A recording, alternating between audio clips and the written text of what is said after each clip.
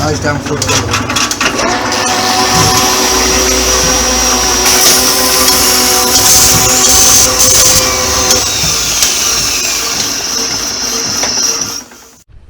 Good morning, people.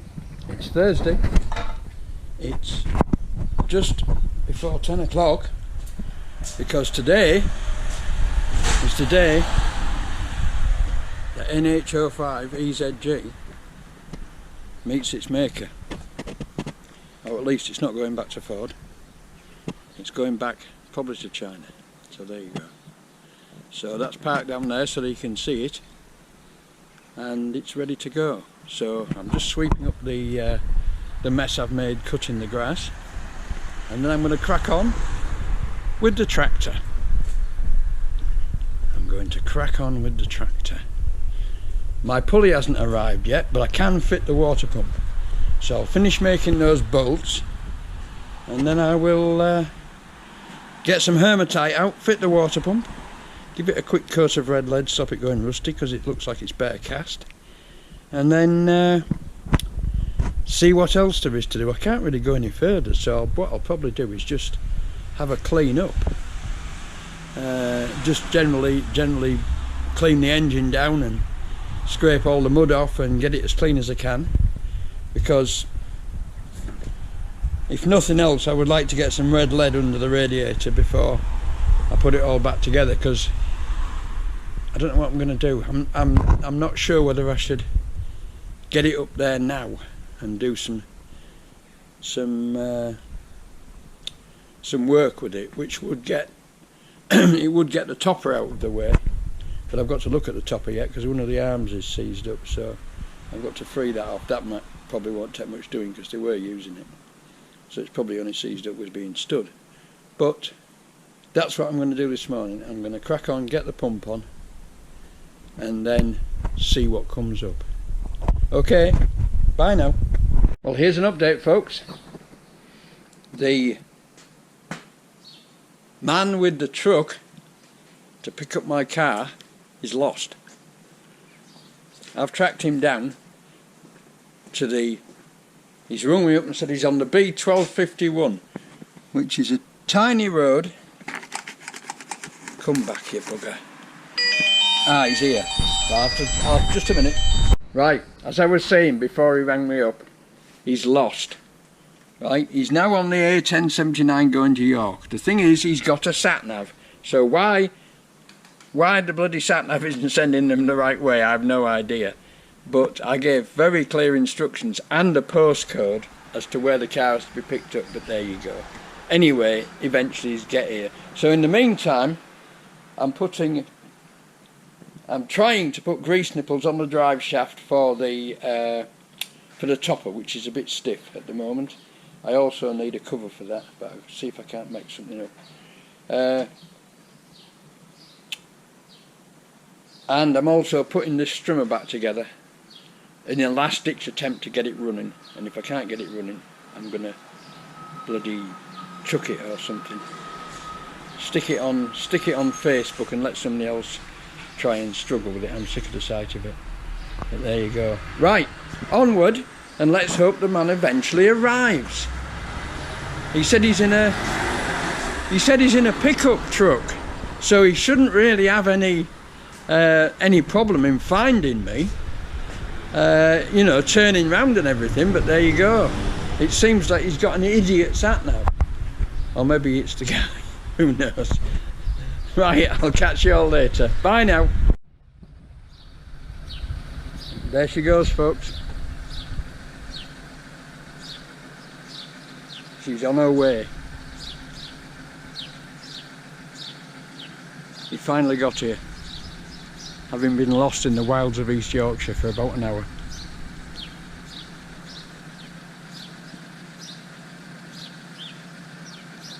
He's going to go. I'm sure he's going to go. Look at that grass. Isn't that grass nice? There you go. And there he goes.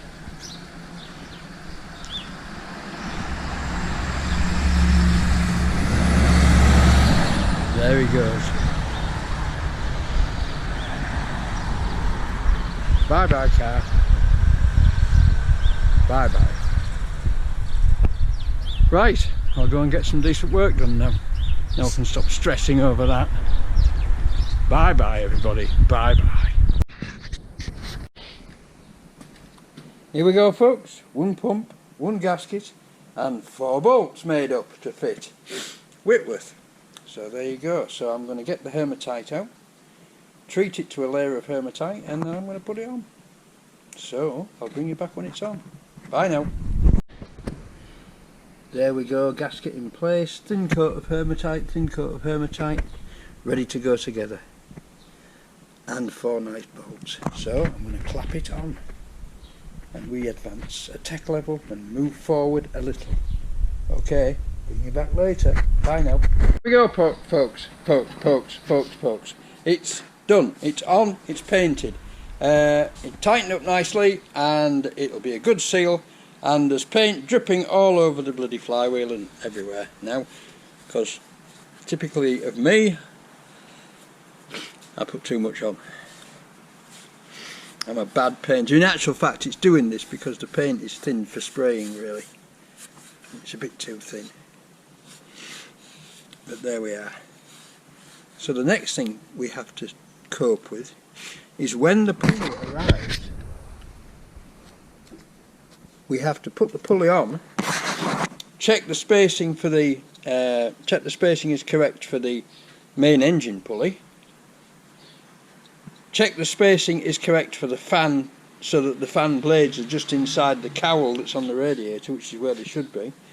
Right, and then we have to put the dynamo on and see if that's correct. But the pulley hasn't arrived yet, so still waiting. Right, that's it for mechanics today.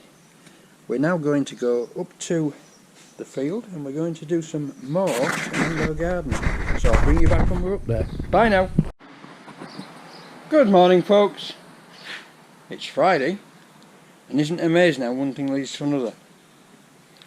I was just moving the tractor forward to try and get the topper in, and it felt like it wasn't in neutral, so I checked that gear lever. Then I thought, oh, I'll check this gear lever, check that put that in neutral as well. Put that in neutral and noticed that it's sliding round on the shaft. So I've just removed the cotter. I'm going to take that lever off and just clean it up and make sure the cotter isn't binding at the bottom, which is what I think is happening. So I'll get stuck into that, and when I get it off, I'll let you know. Bye now. Job done. A larger washer pulls the cotter down a lot further and it stopped moving on the shaft. The cotter has however gone down a little bit further than I would like it to have gone down, but it certainly stopped the movement on the shaft. So there you go. So that maybe bears looking at a later date, but for now it's not napping the shaft anymore, and that's all I'm bothered about. We have a problem with the handbrake, it won't release. The pawl mechanism is worn and it's lifting it, but it's not lifting it as much as it should, especially not at the bottom. So that is also another thing that requires stripping, because you can put it off but you can't put it on again. So we're going to have to do something with that straight away. So there's another job before we can use it. Right, onward. What's next? See if I can move it forward a bit. I think I'm going to end up cranking it on the starter, to be honest, because it's heavy. It's bloody heavy. Right, on we go. Bye now. There we are folks, she's moved forward. Cranked on the starter. And now it's time to clear all this crap up and see if we can't offer up the topper to the rear end and see what we need to make it fit. So it's sweep up, tidy up and onwards, and then we'll drag the topper into here, and I need to jack it up and see why one of the arms is seized up and free it off. But I doubt it's much, because as I said yesterday they were using it, so I think it's just frozen with sitting. I seem to have an excess number of pressure washers, like possibly 1, 2, 3, 4 and a burnt out Karcher 5. I need to get rid of some pressure washers. That silver and grey one doesn't work. and we don't know why. It blew its hose out, so it's possibly a pressure switch, but I haven't looked at that yet. That one needs the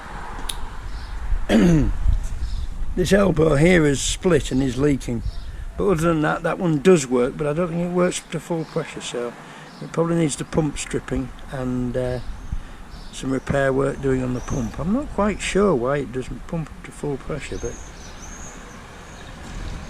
anybody who's got an insight into pressure washer pumps, let me know. I suppose that could be some sort of... oh no, that's a... now if that's a valve that lets pressure off and feeds it round in a circle when you release the trigger, it could be that that valve is too weak and it's letting some round in a circle all the time. That's worth looking at. Okay, there we go. We may have solved that one. But that's an original W. Bateman and Company Cellark pressure washer with a single phase capacitor start motor on it and a goodly pump, goodly sized pump. It's supposed to be 1000 psi, but it isn't putting anything like that out, so that needs looking at, because that's a good piece of kit. What I would do, as a matter of preference, is I'd get rid of both those, and I'd keep that one as a cold water wash for quick use, and I'd keep this one for me steam cleaner, which is what it is, which is for heavy duty use, and then some, because that's a Kent and that's huge. Right, as you can see, this could do with a good pressure wash down. Right, so next job is to move this unbelievably heavy motor, and yes, drag that in. That's nowhere near as hard to move as you think. All you need to do is put a sack barrow under the front end of it, there's a wheel on the back end, and you just drag it and it works perfectly. Right, okay, onward. Onward.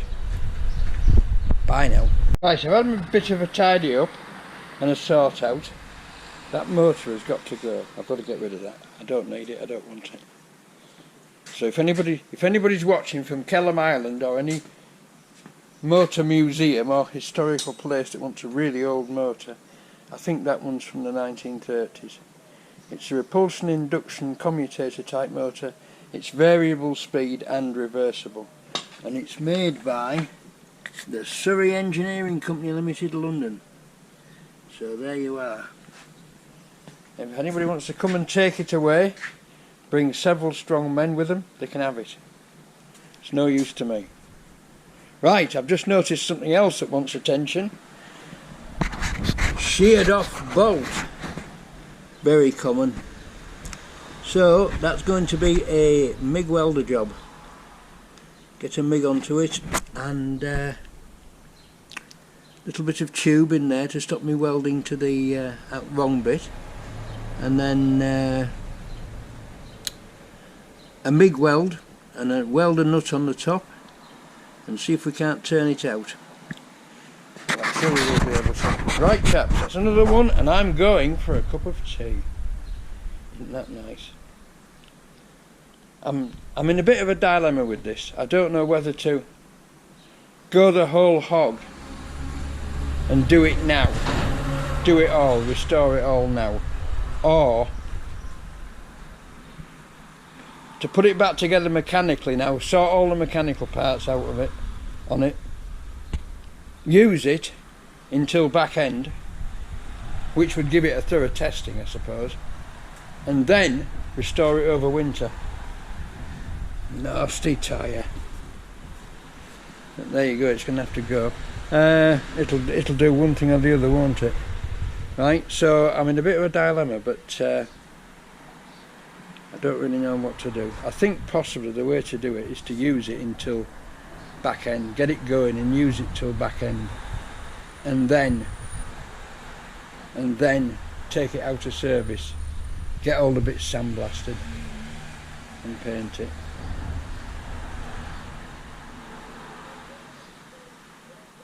Because to be honest, there isn't much more you can strip off it. The mudguards and the seat can go for sandblasting. The tank doesn't need sandblasting, that's fine. All these bits need doing. The radiator cowl needs doing. This rocker cover needs doing. I think the air filter is okay. I think I can get away with just cleaning the air filter up. But that needs doing. That's quite deeply pitted. I'm hoping it isn't going to go into holes, but there you go. There you go. That I can get away with. That'll just wire brush up and paint with red lead. That ain't a problem. All this will clean down, and it has to be said that most of the muck that's on it has come from being stood in the workshop. What shall I do? I'll sit and cogitate while I'm having my cup of tea. Right, bye now. Oh, yeah, just, there we are. There's an hour meter that tells you how many hours the engine's done. I don't think that works either.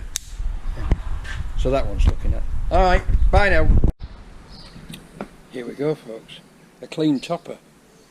I've just pressure washed it off. Got all the mud off it. Start looking and I noticed lots of bodges, but I noticed these before. What's that? A bodge. What's this? It's a bolt with a nut welded on. Right? And this bent bar, at least the guy who I was getting it with, who helped me take the drive shaft off, admitted that he'd actually picked it up with a JCB and he picked it up by the bar and bent it. But there you go. So I've brought out the small agricultural hammer, the light tapping agricultural tool.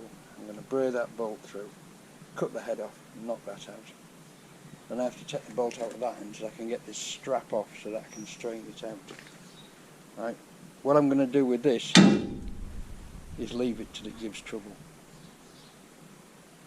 I might look at the weld and see how good the weld is, because that looks pretty awful, but first thing I'm going to do is measure it and see if it's in the centre, and it pretty much, looking at the gearbox, it pretty much is in the centre, although it is twisted a bit. But then, so am I.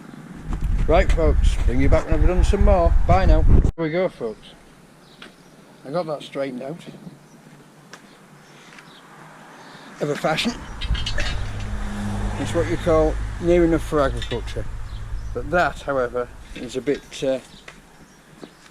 dodgy. So what I'm going to do is weld a new piece of pipe, and I've found some pipe that fits the bolt, and there's also a thicker wall. It's just chucked down there. And I found a new bolt there as well, which is a better fit.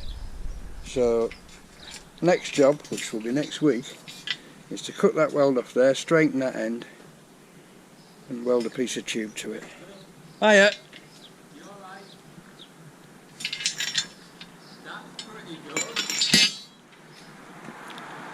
So there you go, chaps.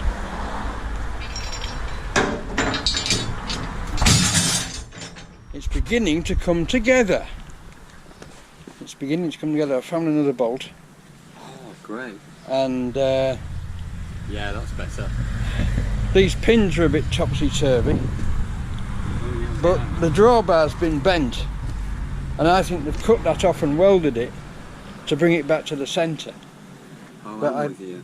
You see, that's curved like that. Yeah, yeah. That's badly out there. Shoved over that way, isn't Yeah, it? but you know those unbolt, don't you? oh yeah, yeah. But it's that twist on there that I'm worried about. Yeah, yeah. Man, It's that that took twist. straighten out. Yeah. Well, it would. Especially with that welded in place. Well, you'd have to just heat it up, wouldn't you? Yeah, You'd have to heat massively. it up, put a pipe on there, heat it up, and press it down. Big set of It's doable, but Fordson or something. this is what I Have really. you got any ginormous Fordsons? Oxyacetylene. Not ginormous, but I've got big Fordsons. You know. If you heat it up red hot, it Yeah, just yeah. move straight away. But Yeah, but the problem is it needs to drag that lot across. it does, yeah, yeah. Sorry, did I interrupt you filming? No, it's all right. It's all right. Those We'll keep aren't they? filming. Flat tyres. Yeah, they are. Did you just wallop it on there then? Well, I straightened it out in the vise as best I could, in the leg vise. Yeah, yeah. Just straightened it and pushed it, but it made me realise what pieces of wet string my arms are. Is it? Yeah, well, you and me both, mate. I often say to people I'd have some tattoos. I mean, swinging that bloody hammer over there yeah. with one hand, Blacksmith one-handed. 40, I mean, Ken Rowe, you know, he had 4 arms, Yeah. like bloody horses dies, you know.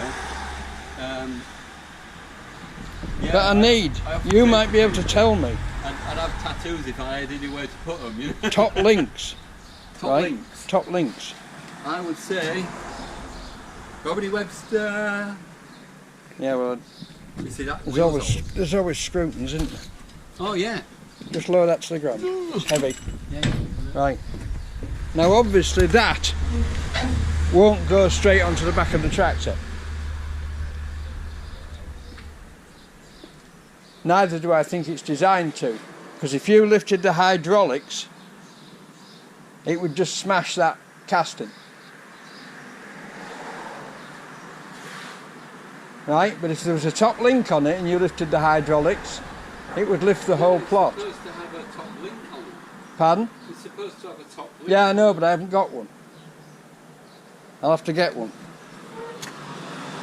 See that, when you put that down there, it's actually not far out. You look at the position of the shaft, right? Look at the position of the shaft on the gearbox. You know who you want, don't you? Who? Smithy. Derek? Yeah. Derek Smith? Smithy. Yeah. He's dead though, isn't he? No, Isn't he? Derek Smith, no. I'll tell you who else isn't dead. Oh, Neil Dowson. Yeah, but Neil's that devil to catch hold of. I'll tell you who else isn't dead. I'm going to finish this video here. No, chaps. Okay, because we're going to ramble on for probably 10 minutes. Alright, bye now. Folks, that's it for engineering this week. I am now going on to Keith's. It's, what time is it? It's 2:30. To do a couple of hours of strimming in the sun. 2:45, 2:45. To do an hour or so of strimming in the sun, because I don't think we'll be able to stand much more. As you can see, first job on Monday is probably going to be a bit of a tidy up. But I have managed to get the topper inside, and I have managed to straighten its bar out, and straighten that bar out there, so it's beginning to come together. I still don't know what to do about that drawbar where it's been bodged up and welded, but I think the first thing to do is to get a top link and some more pins for this and get it set up properly, and take that plate off and weld that hole up and re-drill it, because that's been a bodge, and then we can start to look at a decent rear end of the tractor. But that's it for today, and that's it for this week. So I'm now going to go to Keith's and see about some strimming.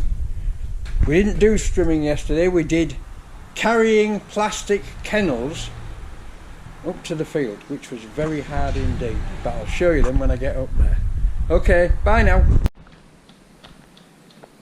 Hi folks, so we've decided not to do any strimming today because it's too bloody hot, and it's got to be 3:30 anyway, so we're knackered and I'm knackered, so I'll just take you up the field. This isn't our field, this is next door's field, so I'll just take you up the field and show you what we did yesterday. And there you go, I'm being backed now.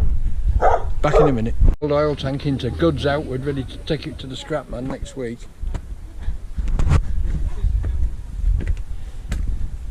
The only reason we do it is because it's fun. What? Do what?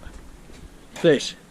Only reason, that's a very smart. Gardening. That's a very smart jacket, Mark. That's a is, very isn't it? smart jacket indeed. You do gardening in this, don't you?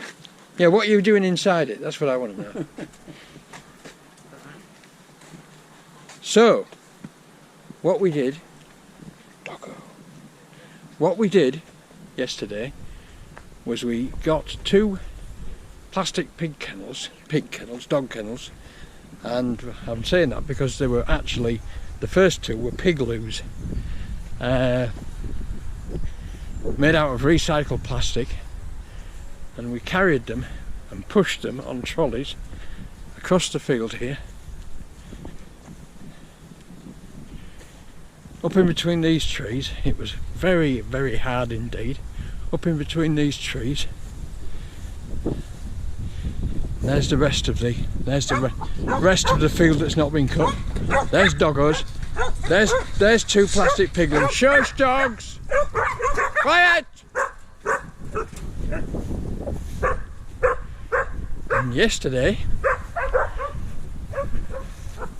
we installed these 2, which had to be lifted over the fence, and although they're not heavy, all that heavy, it's still quite an effort for old blokes like us.